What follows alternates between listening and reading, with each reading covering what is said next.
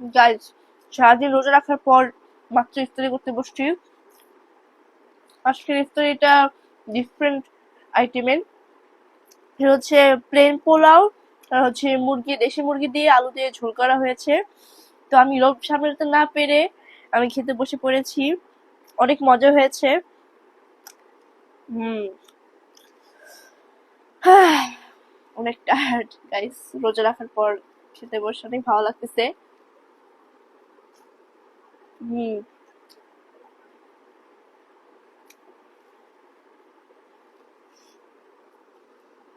ও, হাড্ডি।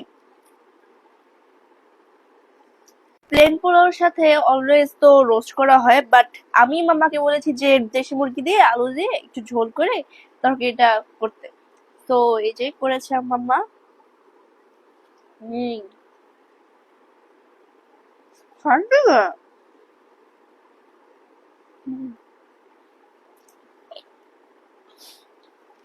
আপনি একটু খাবেন? খান, অনেক মজা হয়েছে। হুম। ভেজি রান্না করি। ও খাচ্ছে। হুঁ, ইস, কি ঢং তার। জানের পোলাও অনেক বেস্ট। ও, গুড। জানের পোলাও অনেক বেস্ট রান্না করার জন্য থ্যাংক ইউ।